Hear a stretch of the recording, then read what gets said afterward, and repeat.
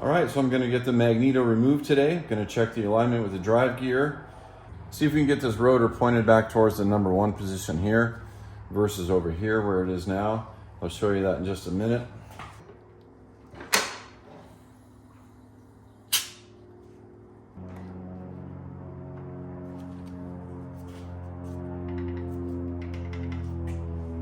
Okay, you can see where the rotor is pointing right now. It's not quite pointing to the second position on the cap, but almost. The next thing that's going to happen is the impulse is going to snap and it's going to jump over to here. So this would have just fired on cylinder number 1, but the rotor should be pointing over here. So now I'm going to get the Magneto off and take a look at the drive gear.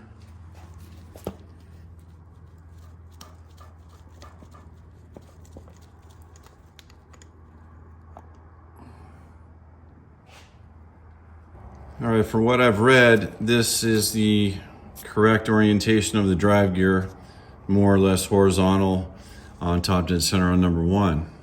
I think that is correct. Now I just have to clock the rotor on the Magneto correctly, and we'll do that after I install the points, condenser, and the coil. All right, before I start screwing around with this, I'm actually going to make a mark so we'll have at least a baseline if we need to return to where it was. The mark, we'll just do there and there. There's actually supposed to be a gasket right here around this flange that goes between this and the housing on the tractor, but there was none. So when I put it back on, I'll just make my own, I guess. So this is how it was when we took it off the tractor on number 1. If you can see right there,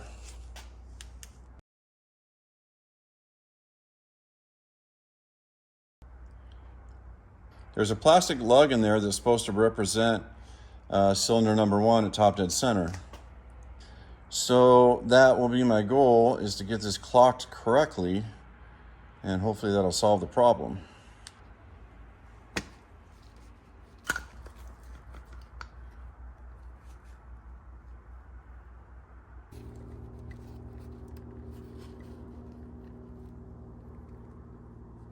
Well, at first glance, this looks like a very old coil to me.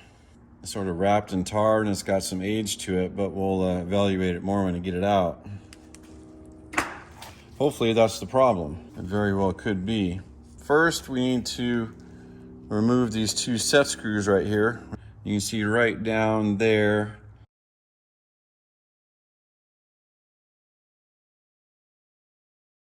Those are the set screws on there on the left and the right, and they cinch down on those feet of the coil there and keeps it from moving. Oh man, that one came out nice and easily. Was not expecting that. 2 for 2. I haven't had many victories on this project yet. Just about everything I've encountered has been difficult. So I'll take the small wins when I can get them. All right, looks like right here we have a screw that's retaining 1, 2, 3 wires.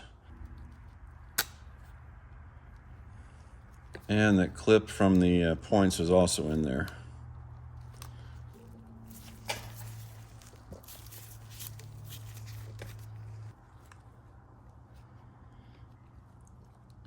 That just comes right out. And I think the coil should just lift right out at this point. It's kind of stuck down in there.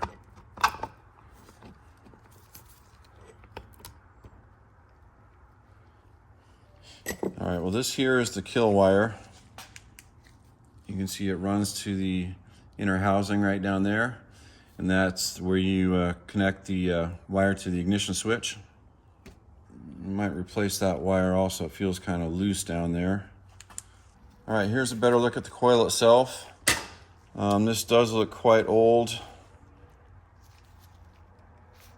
I don't think they make them like this anymore with this quasi-tar stuff encasing the coil. I think this represents an older coil. All right, for comparison, here's the old one, and here's the new.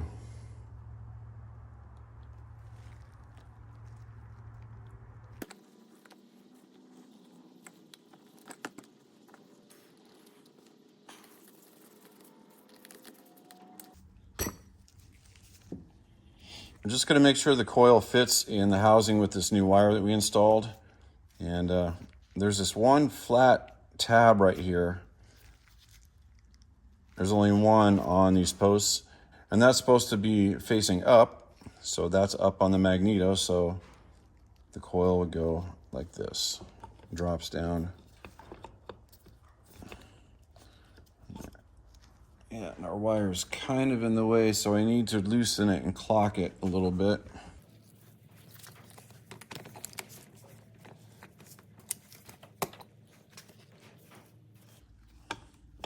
There we go. The new coil came with a new contact spring, which is supposed to replace, this guy here.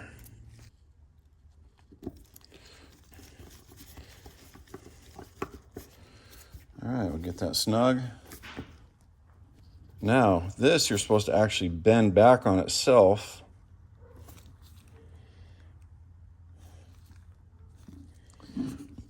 I guess somewhat like that. We can modify the tension of the spring here later, but that's the idea. Here's the old condenser and the new one, quite a bit smaller. Oh wow, this says Fairbanks Morse. So I'm going to make the assumption the condenser is pretty old too, just like the coil was. All right, let's deal with these points.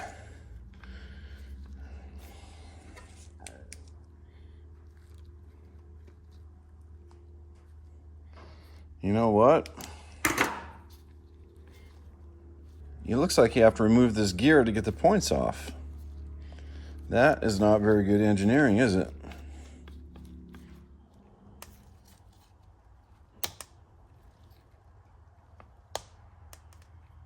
All right, got the little clip off. I think I need some sort of a puller to get that gear off. It's not wanting to just slide off. There is a keyway in there, so it's probably on there pretty good. Well, this is the smallest puller I have. I'm going to try to make this work. I can't get this third one on there, but see if I can make it work with two.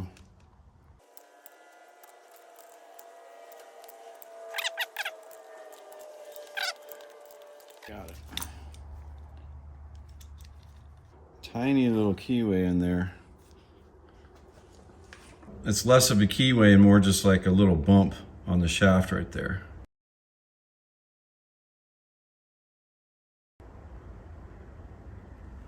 This side of the point should just slide right off. Like that. And here's the contact. You can tell where I filed it in one of the earlier videos, but you can see it's no longer flat. It's got some pitting. I believe this little felt piece is supposed to be saturated with oil or something like that for some sort of a lubricant for the shaft, I'm guessing. It looks to me like we just have this one last fastener holding the bottom plate for the points on. Yeah, there we go. These points actually don't look terrible, so I'm hoping the no spark issue was due to that old coil and or perhaps the condenser. When I get new points, I like to take some lacquer thinner and either soak them in the lacquer thinner or just put it on a rag and really wipe those contacts down clean, because a lot of times you'll get them and they'll have some residual oil from the factory, from the manufacturing. Just get both contact surfaces real good. All right, plate goes back on first. I'll leave that loose for now so we can adjust the points before we cinch it down.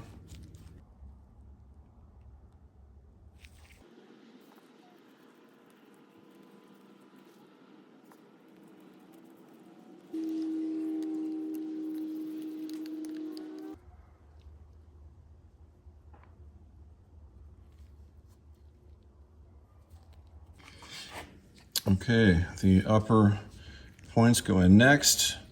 And let's see, how are they oriented? Like this, I believe. Yeah. Contacts meet up there. All right, I guess I can put the gear back on. Gotta line up the notch with that little bump on the shaft.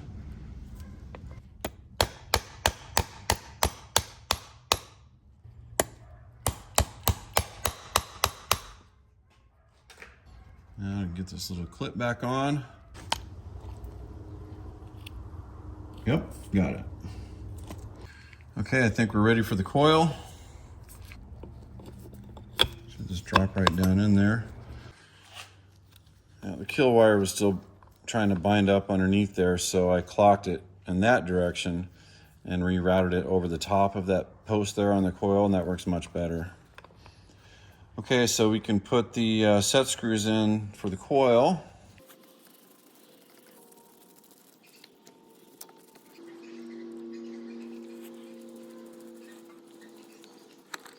And that wire comes around to the bottom as well. All right, so we're gonna try to put the screw in this one first, then this one. This one's, and then like that. And I think I got it.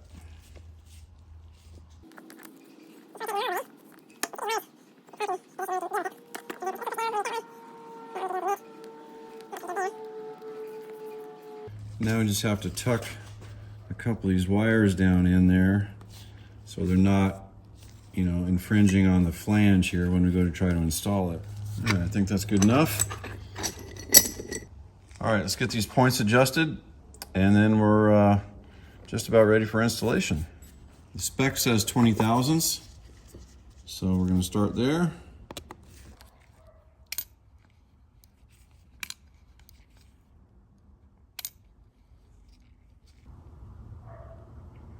Why are they crooked?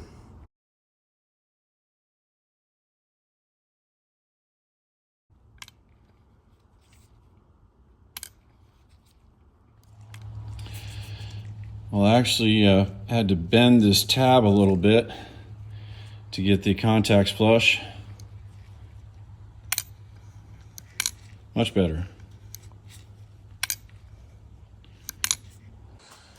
All right, so I'm happy with everything that's going on here. The points are adjusted, opening and closing properly, they're aligned. All right, the impulse feels great. Okay, I've already identified the tooth on my gear with the bevel in it.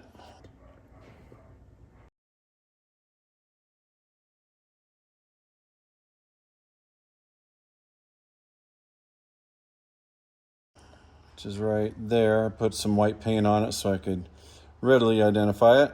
And just a point of reference here, you can see the notch for the keyway right there. Well, that bevel tooth is 1, 2, 3, 4 teeth away from that. So we're going to keep that at 12 o'clock. And that bevel tooth on the gear has to fit in between those two teeth where the C is right there.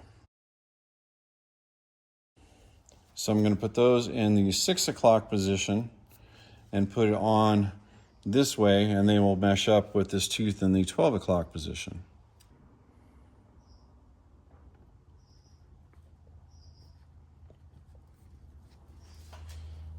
All right, the cap is on. Let's go ahead and put the rotor on. So what I want to do is snap it past that timing lug and then rotate it backwards just slightly.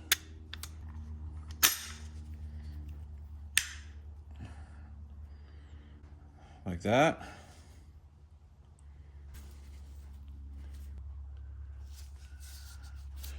And look what we have here. There's my mark from before, and there's my mark from before. So this thing was like 180 degrees off. Let me do this again just to be certain.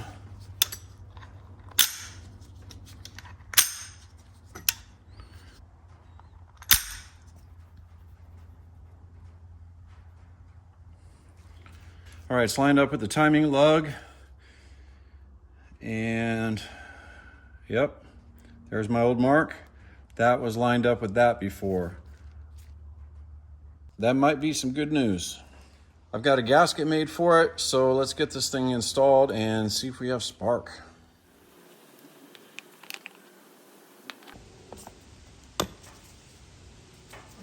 Magneto is reinstalled. I've only got one spark plug wire hooked up, that's number 2. We're gonna close the doors to the shop so it's a little bit darker in here. And we're gonna cross our fingers that we finally get spark.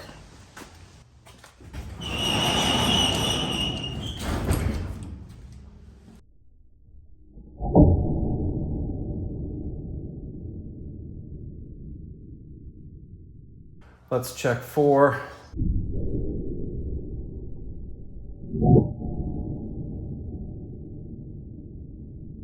All right, next in line to fire is number 3.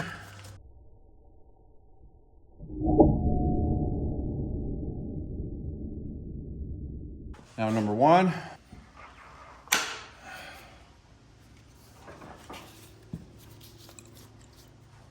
So I'm getting good strong spark on number 2, 3, and 4, but nothing on 1. So I took the spark plug wire out and I don't see the wire. I guess I'll try to trim it back and find the wire and we'll try it again. This tractor is just putting up a fight. I can't believe it. Just about everything I do, find something wrong. There's the little guy. All right, spark plug wire is fixed. Let's try number 1 again.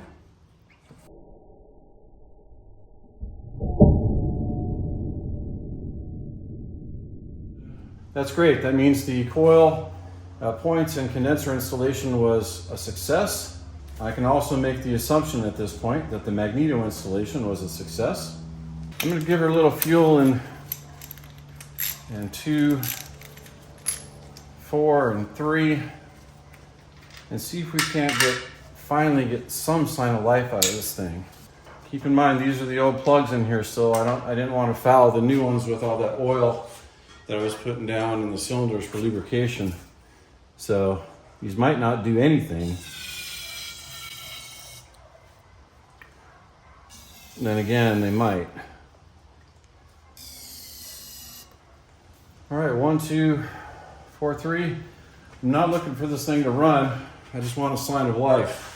I'll be happy with 1 pop.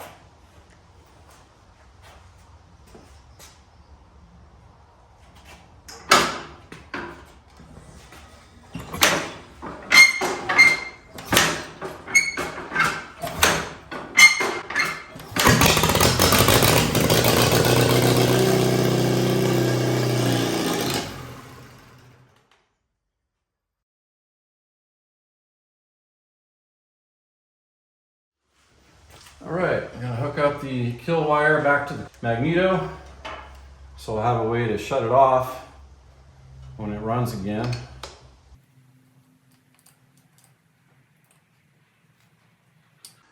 All right, good deal.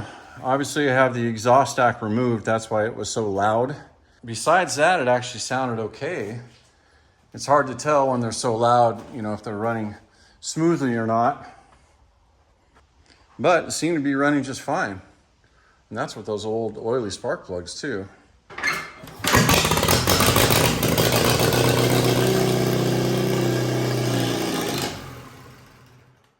I still need to wait for that new valve cover gasket to arrive in the mail. But I am gonna put the old valve cover gasket and cover back on, get the exhaust stack reinstalled, and essentially get this thing prepared for a more extended run. That way I can adjust the air fuel mix on the carb. I can also fiddle with the timing a little bit on this Magneto. If you didn't know this, you loosen these 2 bolts and don't take it all the way off, and you can move the Magneto back and forth like this a few degrees in either direction to smooth out your timing. So I'll have to probably do that, probably adjust the carburetor. But other than that, I think we're finally good to go on this tractor. I don't like judging other people's mistakes too harshly because I make a lot of mistakes myself. So I know how that goes. However, almost everything that I've checked and serviced and worked on so far has been either wrong or broken, backwards, inoperable, almost everything. So it's a curiosity to me how this tractor got such a beautiful paint job and all the important stuff didn't really get done quite right. We're gonna end this video right here because I still have a little bit of cleanup to do and assembly yet before I try its first run. But I just wanted to share the good news with everybody and the progress we made today and finally got this little girl to fire.